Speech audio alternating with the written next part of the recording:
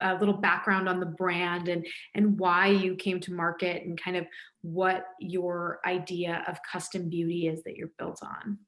Yeah, so SheSpoke was started by Stephanie March and Rebecca Perkins, who were colleagues, longtime colleagues, maybe 10 plus years on the set of Law and Order SVU.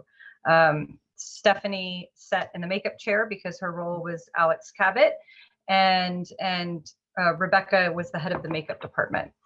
And they came up with the idea of SheSpoke from a place of, that kind of relationship where the actress makeup artist relationship should be accessible and in real life for, all of us non-actresses out there.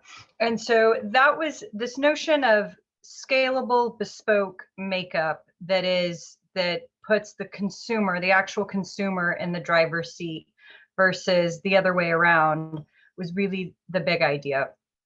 And we've spent the past, several years, we had a shop in Soho where you would come and make your lipstick with a makeup artist. And it's just this wonderful retail theater experience, and was a very social experience, but it was really limited to our shop in Soho. So we've spent the last year and a half really figuring out how to make the customization experience fun in the same way online and digitally.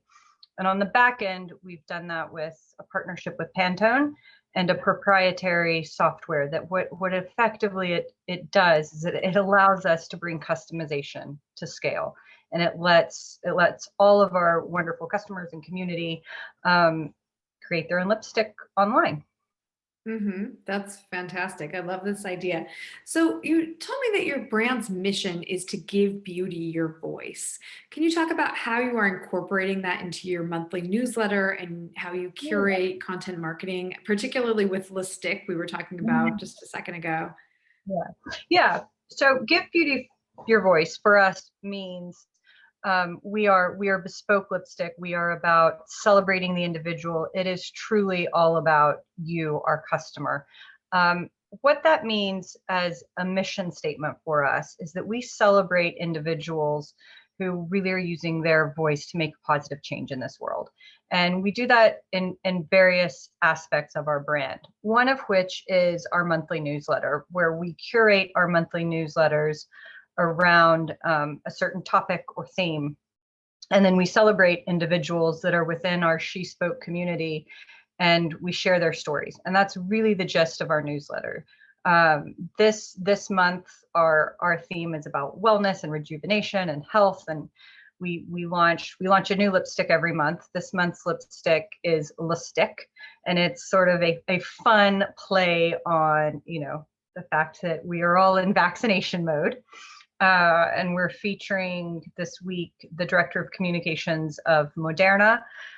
We're featuring the creative director for the NIH, among others. And the questions we ask everyone in our newsletter are the exact same.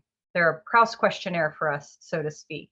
And it's a way for people to really share their stories and what they're passionate about. And in many ways, that's really become, I guess, our influencer strategy. We are, and I would really use influencer in quotes because they're very organic to us. It's really about just highlight. We have this collection of amazing customer base with amazing stories, and really sharing those is how we've approached this notion of influencers. That's fantastic. It looks like we have Rebecca. Unmute. Okay. Sorry, hi, Rebecca. Welcome. Hi. Thank you. I was just finishing. I had to undead one of our actors. So apologies for the delay. No problem. No problem. We were just getting going. So I love this lipstick idea. It's so fun. As I'm waiting to get my vaccine, it's definitely a good, playful moment. And I love this idea about how you're working, especially with these influential people and topical conversations, the lead of communications officer for Moderna and the NIH. So what you've also, being topical and being relevant as part of the conversation is part of your brand DNA, it sounds like. I know during the inauguration, you launched a new lipstick called I'm Speaking. Can you tell me about, that and how you expanded that into a line of products that also were inspired by other inspirational women like Kamala Harris? Yeah, Kelsey, you want me to take that one? Yeah, sure. So the thing about our process is that because we do our own manufacturing when we're doing sort of small batch runs, we are able to be super nimble and to really capitalize on any moment that we want to engage with and amplify. And so when we saw Kamala on the stage with Pence attempting to mansplain and interrupt, and she just wasn't having it, and she had this shiny gloss on, and we thought, well, let's just do something and we'll make it. And for us, it's not like, oh, well, then we have to make 10,000 of them. If we sell 1,000, we can make 1,000. If we sell 300, we make 300. But then it just got so much attention and people were so interested in it. And so we thought, let's make a lipstick that if I were to make a lipstick for each of these women, what would that lipstick look like? And it was so inspiring to see women engaging in something that was fun, but also because we donated proceeds of it to Fair Fight, our way of being able to use lipstick as a way to help support voter registration. And it really just brings all these different things that we value about being powerful women with a voice and bringing them all together in a fun, playful way. That's so interesting. And because you also did the Stacey Abrams gloss, and then the third was it Ruth RBG? Yeah. Oh, right, RBG. That's great. And Kelsey, you were saying that these are popular gifting items. Yeah. What we found with I'm Speaking, I mean, it was an overnight thing. What we found with I'm Speaking was it became our bestseller, and it meaningfully changed our average order value because people were buying them, in multiple sets. And so clearly, I think they're gifting those as well, in addition to buying a gift card. But the I'm Speaking collection, when we see people put 4 sets of that in their basket, it's gifting, because it's just a way of saying of this kind of universal way of saying, like, go for it, trailblazers. And any friend would want to be called the trailblazer, I think. Absolutely. So we were talking about your brand values, and inclusiveness is one, but on the other end, there's joy and play. Can you talk about how your 5 core brand values and how you bring these together side by side to make an interesting brand? Yes, go ahead. Yeah, I mean, Rebecca and I can probably tag team a bit here, but I think SheSpoke first was about bespoke makeup, and it was about this notion of inclusiveness, is that there isn't a one size fits all. It really should be curated and made specifically for you. Your red is a different red from my red, and it's something that is really, really about everyone. And so that's really core to who we are. Obviously, the name SheSpoke and the brand SheSpoke is a powerful brand. It lends itself in many different aspects on the serious end when we talk about I'm Speaking, but the process itself, from a consumer standpoint, just actually creating your lipstick online is very fun. We want to just infuse a bit of joy into people's day, and it makes people smile. And our messaging can be pretty serious when we're talking about things like I'm Speaking, and it can be fun and playful when we do things like lipstick. We are fun and serious.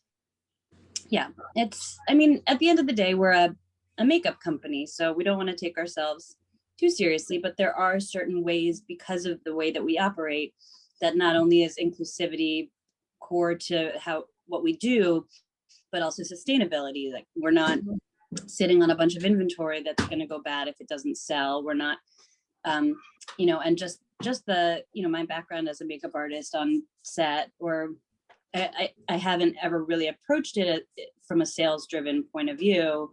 It's always about what's going to make you feel like your character, your most beautiful you, or how you want to look for a particular occasion.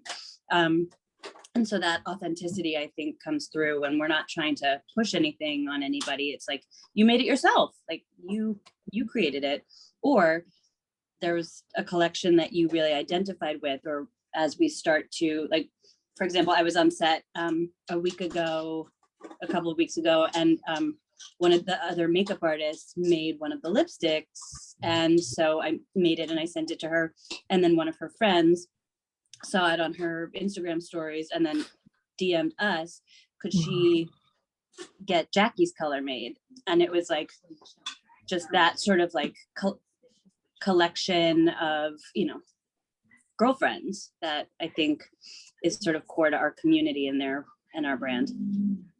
And can you explain to our audience, like, how you make your own? How does that work?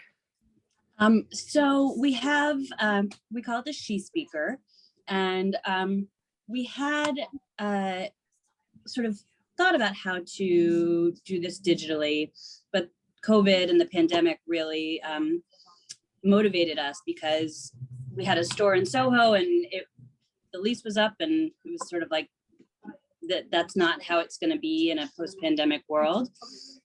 So basically we had this prototype and we really dug in. We have a license relationship with Pantone, a partnership with Pantone.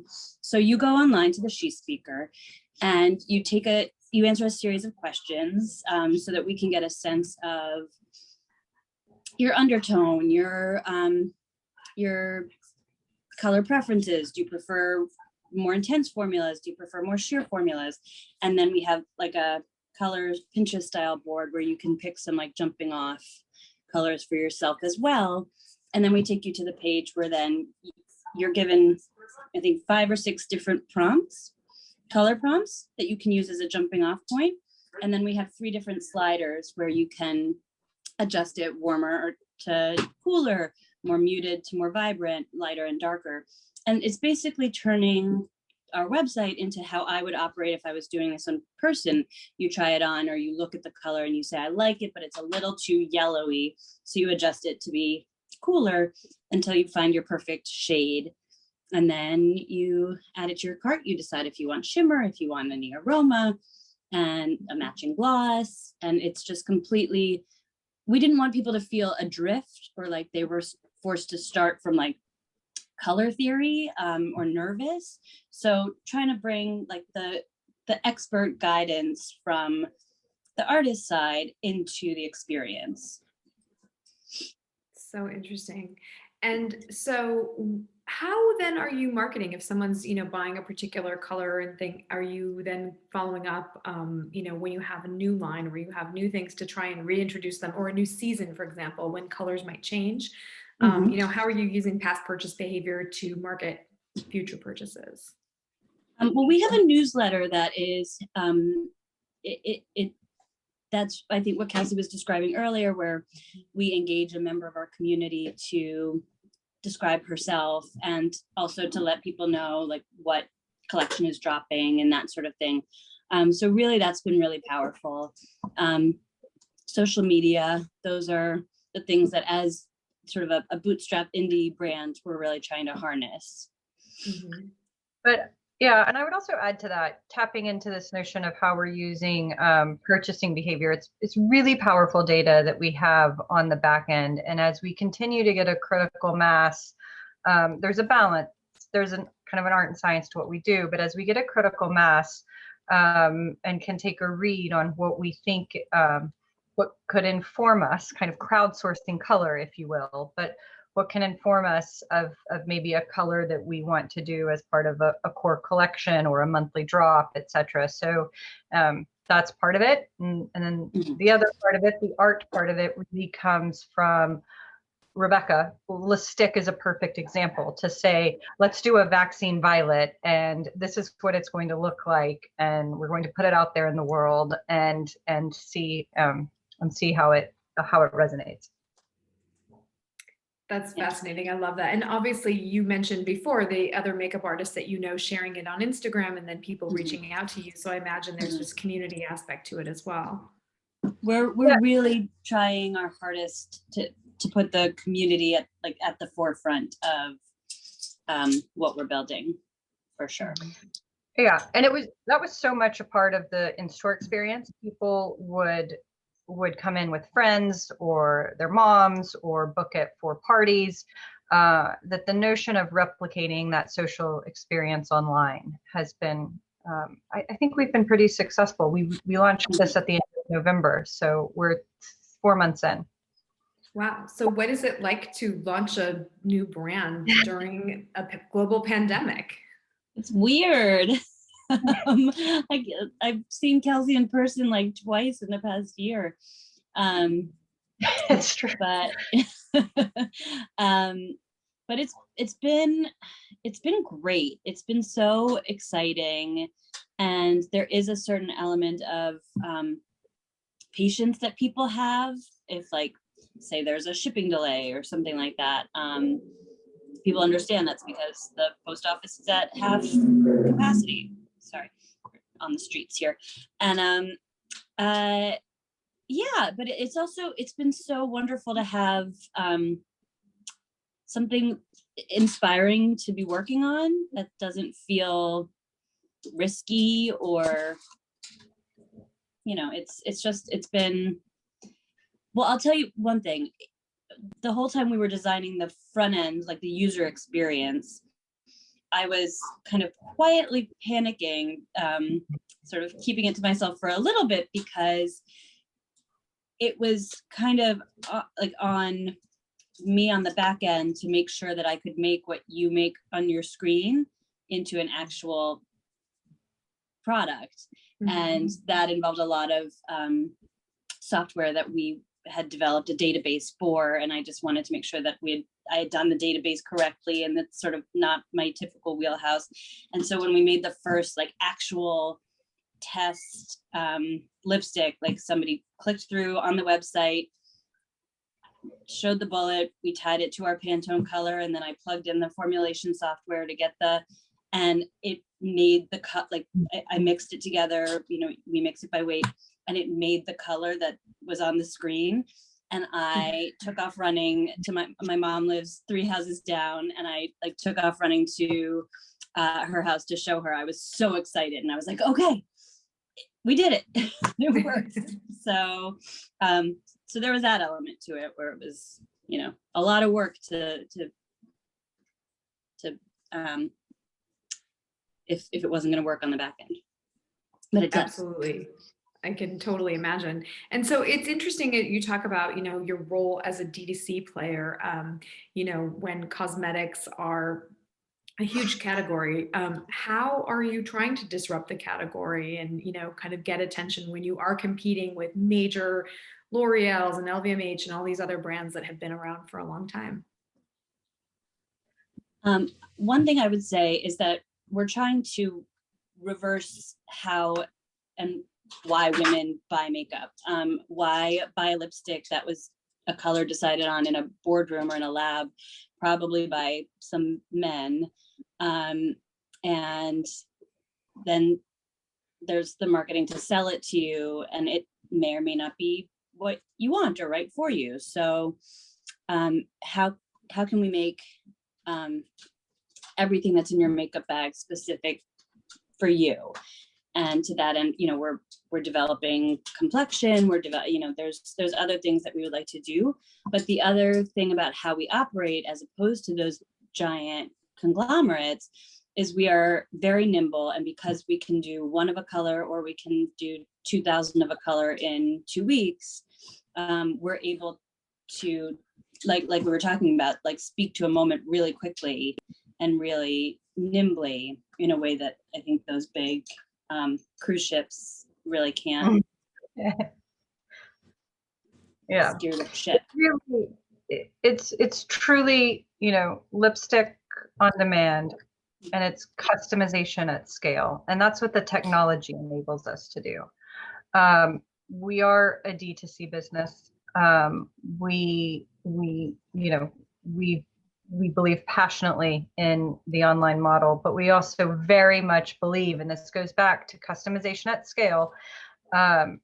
We also are so well positioned to either do retail partnerships or collaborations, which gives us a multi-channel approach, with, again, without huge inventory risk for anyone involved. So for instance, we can just as easily drop our customization engine, the SheSpeaker, into a retailer's website, so that you could effectively be on, call it retailerx.com, make your SheSpoke lipstick, check out in their integrated shopping cart, and then we fulfill the order. And it's still their universal shopping cart. We fulfill the order, and you have a consumer experience as Retailer X if you have a more engaged consumer on your site, because that very process is somebody, you know, committing more minutes to your site. So we think that's very powerful, and that's certainly in the works. And then this notion of collaborations, you know, last year we did a big collaboration with Juvederm, and you know, 15,000 tubes of lipsticks. The collaborations we can do are endless. And I think our only guardrails on that are, is it with a partnership that we think aligns within our brand values? But you know, we were laughing the other day. One of our questions on our kind of community Proust questionnaire is, what's your favorite chip? And you know, it's everyone's favorite question, and it's everyone's favorite question to read. And it's Cool Ranch Doritos, or somebody says chocolate chips, or whatever it may be. It's a really fun question. And so, you know, we were laughing, like, could we do a Doritos orange? Those are kind of, I mean, but you see where I'm going with this, because we can just do things that, if they make sense for our brand, we can do them very quickly, with a breadth of partners. I think is really something quite unique to what we do. I love that. That lane in the background. Sorry about that, guys. No problem. This is the world we live in, right? Mm-hmm. So tell me about lipstick trends. I mean, obviously we're all on Zoom and we're wearing lipstick for that, but we're also on the streets wearing masks. So what has it been like, and like, what do you anticipate as we come out of lockdowns? What we anticipate is kind of the roaring 20s of lipstick is what I'm looking forward to. As far as for masks, like, that's why we thought it was fun for lipstick. It's a very nourishing lip balm, so it's something that you can wear under your mask, and it's like good for your lips. And so while you're getting your vaccine, you can be doing something good for your beauty routine as well.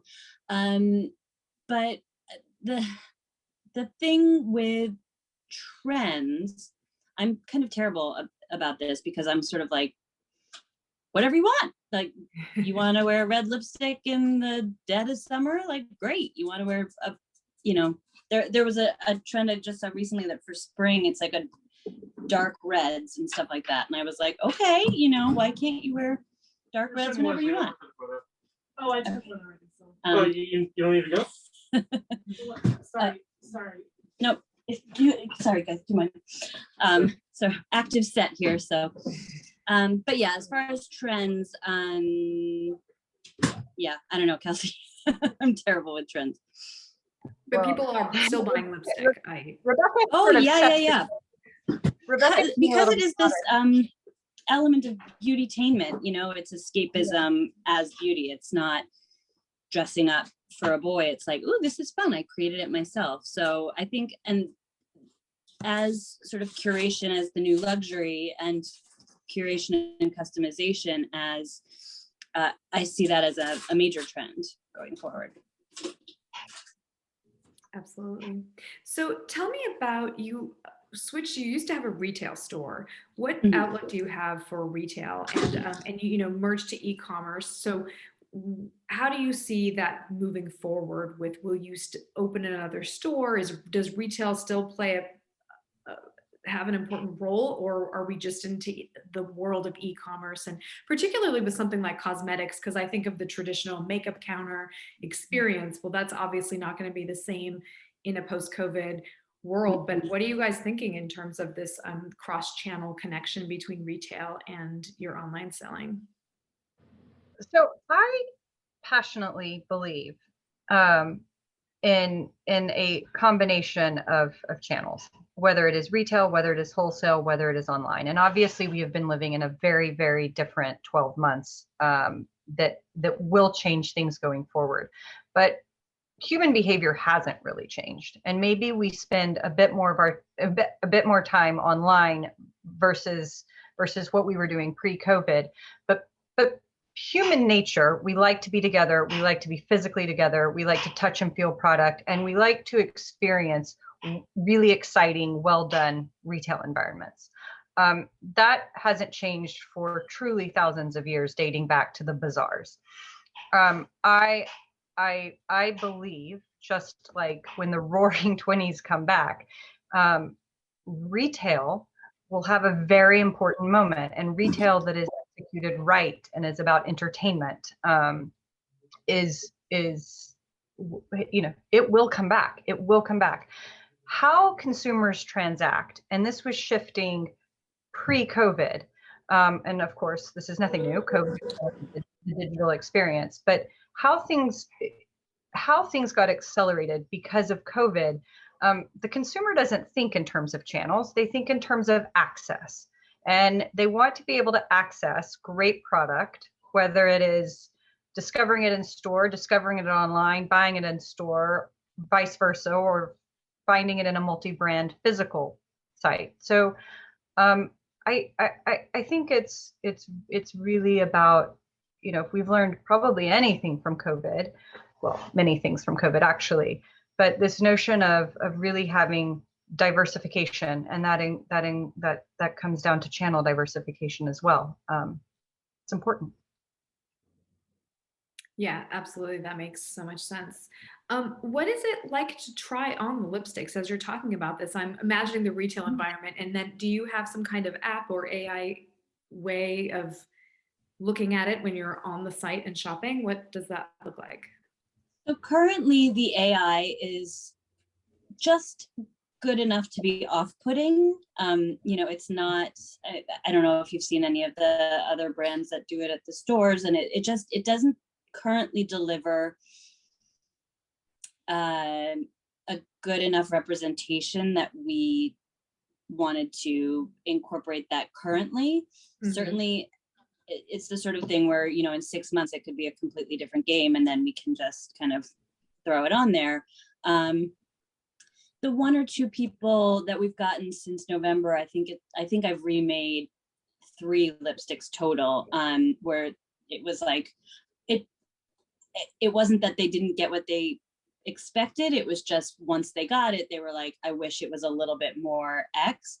So then we just remake it for them. And then it's for us, it's an opportunity to have a touch point, a direct connection with a client, with our consumers, to engage with them. And then when they know that their needs are going to be met, then it's like, you know, forget it. They're ours forever. So, so as far as trying it on, you know, that will come down the road.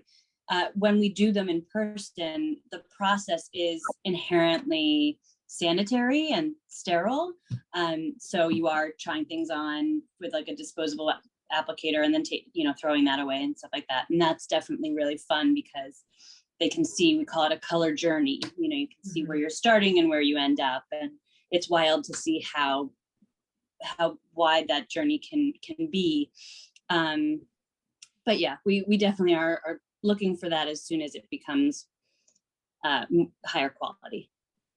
Sure, absolutely. That makes sense. Can you talk about how, as a brand that's so focused on the community, what role word of mouth marketing plays in, you know, getting your word out? pretty big. Yeah. It certainly helps. I have this one sweet neighbor who she's like, well, I have 4 birthdays coming up this month. And so I'm going to do, I'm going to get 4 gift cards but next month I have 6 birthdays. So I'm going to send 6 gift cards. And it's like, then that's just 10 people that, Joni introduced us to. So yeah, it certainly helps. And I think when people have an ownership over their color, and, my mom was at her book club and this woman was like, Phyllis, what is that lipstick? And she was like, oh, my daughter made it for me. And then like the next day she went online and made a lipstick. So it's that sort of sense of ownership over your color that I think makes you want to talk about it. I'm just talking about my mom and my neighbor right now, but just in terms of like, the other makeup artists, I was saying, it's, you connect with it that much deeper. You just gave me an idea, Rebecca. I need to gift my book club posse the Well Read collection. We named our reds Well Read. They all need, my book club needs Well Read. Needs your lipsticks. Yes. They're the best red lipsticks. It has such a community potential, particularly with book clubs, which, as you are so influential. When you tell your friend who's in your book all club, sharing, something. And that was the thing that Kelsey touched on earlier about when we had the storefront, nobody came in by themselves. And when they came in with friends, they didn't want to sit with 3 different artisans. They wanted to sit together and watch what the other one made and go like back to back as opposed to side by side. And it was very funny. And we had one day where we had these 13-year-old twin girls who came in, they were on their spring break. And then the next day, and then later that day, it was a woman and her sister and her 99-year-old mother. So when people ask us what our demographic is, we say, between 13 and 99. I love that. Can you talk about the role of sustainability to your brand? Absolutely. So our formulas are all clean. There's no reason for lipstick or complexion not to be. And like we mentioned before, in terms of sustainability, frequently in manufacturing, cosmetic manufacturing, you're dealing with labs that have kind of overwhelming minimum order quantities. So let's say you're Fenty Beauty and you've got 55 shades of foundation.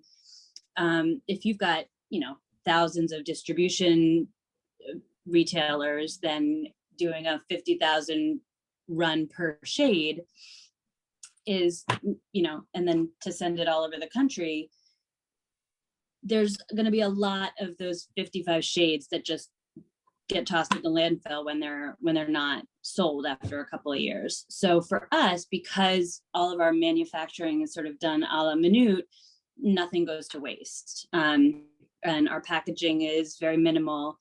All of our, paper products are, like our recipe cards and things are recycled paper. It's just like the choices, if you make them from the get-go, they're not sacrifices. And because we have no inventory waste, there's nothing that's going to the landfill.